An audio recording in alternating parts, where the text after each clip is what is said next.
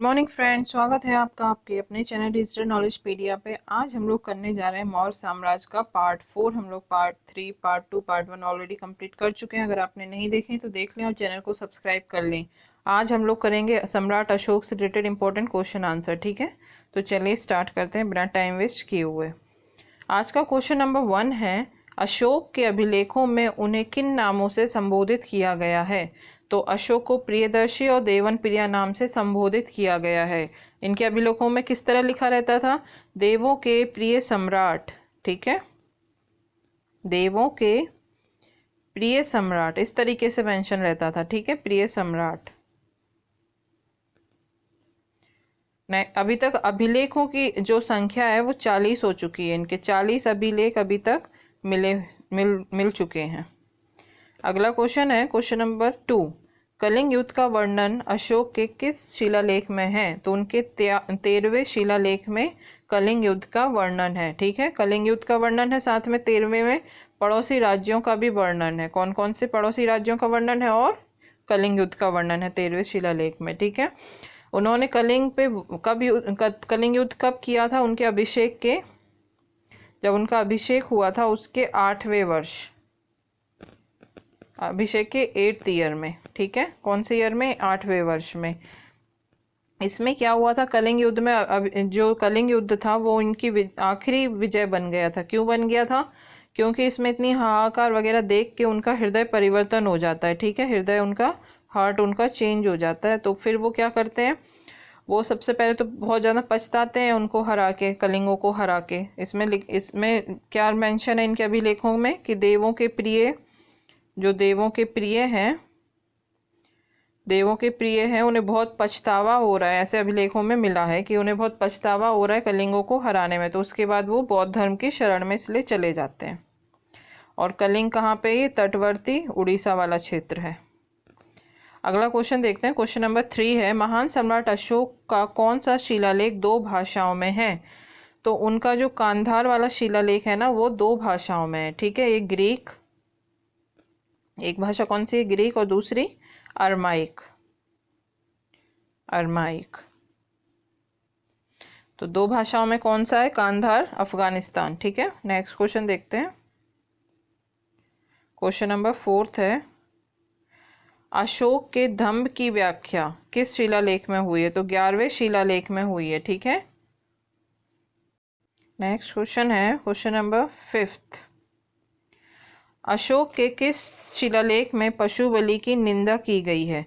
तो जो प्रथम शिलालेख है उसमें पशु बलि की निंदा की गई है। उसमें कहा गया है कि मनोरंजन या फिर उत्सव के लिए, यानी इंटरटेनमेंट के लिए पशुओं की बलि नहीं दी जाएगी। ठीक है, इंटरटेनमेंट के लिए पशुओं की बलि नहीं दी जाएगी। नेक्स्ट क्वेश्चन है क्वेश्चन नंबर 6, अशोक के स्तंभ लेखों की संख्या कितनी है? तो 7 है उनके स्तंभ लेखों की संख्या। और स्तंभ लेख सिर्फ एक ही लिपि में मिले हैं। कौन सी है वो लिपि? ब्राह्मी लिपि। इंपॉर्टेंट क्वेश्चन है कि स्तंभ लेख सिर्फ कौन सी लिपि में मिले हैं? ब्राह्मी लिपि में। और 6 स्थानों से मिले हैं। ठीक है, 6 स्थानों से मिले हैं। अगला क्वेश्चन देखते हैं, क्वेश्चन नंबर 7 है, सम्राट अशोक अपने राज्याभिषेक के कितने वर्ष बाद लुम्बिनी ग्राम गए थे? तो अपने राज्याभिषेक के 20 वर्ष बाद वो लुम्बिनी ग्राम गए थे। और क्यों गए थे? क्योंकि यहाँ पे शाक्यमुनि बुद्ध का जन्म हुआ था और यहाँ जाके उन्होंने सबसे पहले गांव को कर मुक्त कर दिया था। ठीक है, गांव को क्या कर दिया था? टैक्स फ्री, कर मुक्त कर दिया था। और फिर उन्होंने एक पत्थर की मूर्ति और स्तंभ स्थापित करवाया था। ठीक है, एक मूर्ति पत्थर की और एक स्तंभ। और उन्होंने इसमें यहाँ पे उन्होंने फिर बताया था कि जो धार्मिक जीत है, ठीक है, धार्मिक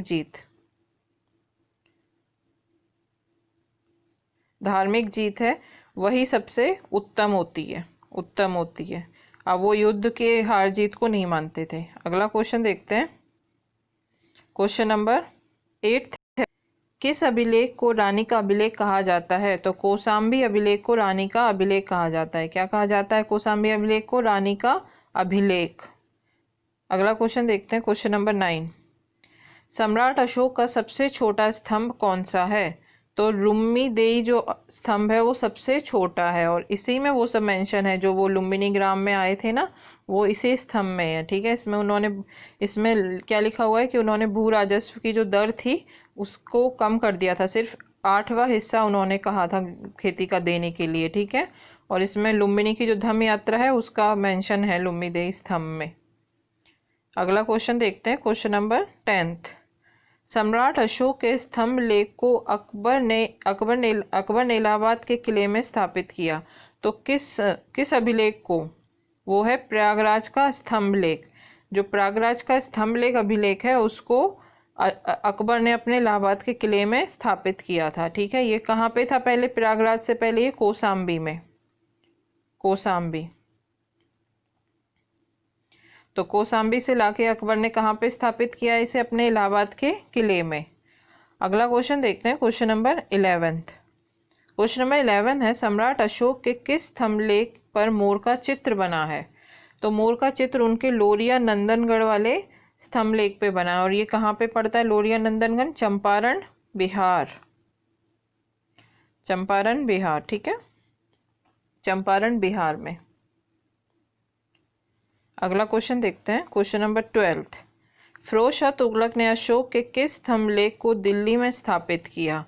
तो उन्होंने मेरठ स्तंभ और टोपरा स्तंभ को दिल्ली में स्थापित किया। ठीक है, मेरठ स्तंभ और टोपरा स्तंभ। मेरठ स्तंभ को देख के वो काफ़ी ज़्यादा खुश हो गए थे, तो उन्होंने उसे दिल्ली में ट्रांसफ़र करवा लिया, और ऐसा ही फिर टोपरा स्तंभ में हुआ था।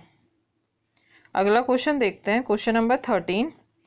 गुहा लेख किन पहाड़ियों में उत्तीर्ण मिले हैं? तो जो बाराबर की पहाड़ियाँ हैं जहाँ पे उस सम्राट अशोक ने गुफाएं बनवाई थी आजीवकों के लिए, वहाँ पे ही गुहा लेख उत्तीर्ण मिले हैं।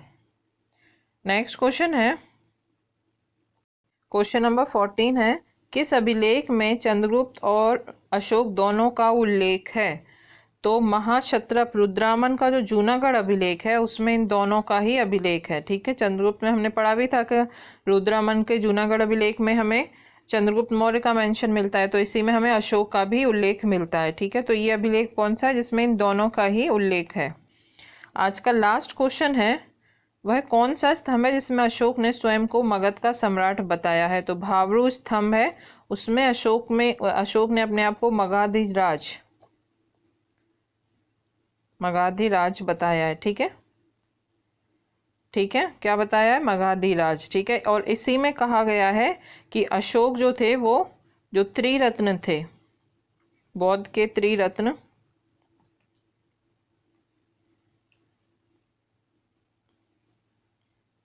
उनको क्या करने लगे थे? उन पर आस्था दिखाने लगे थे। बौद्ध, बुद्ध, धम्म और संघ, तो इन पे उनकी काफ़ी आस्था हो गई थी। इसमें ये भावरू जो स्तंभ है उसमें ये बताया गया है। ठीक है, कहाँ पे भावरू स्तंभ? विराटनगर जयपुर में। ठीक है, विराटनगर जयपुर जिले में पड़ता है ये। ठीक है, और इसी में कहा गया है कि देवताओं के प्रिय राजा। चलिए मिलते हैं अगले वीडियो में, जब तक पढ़ते रहिए, ध्यान रखिए अपना, खुश रहिए। Thank you.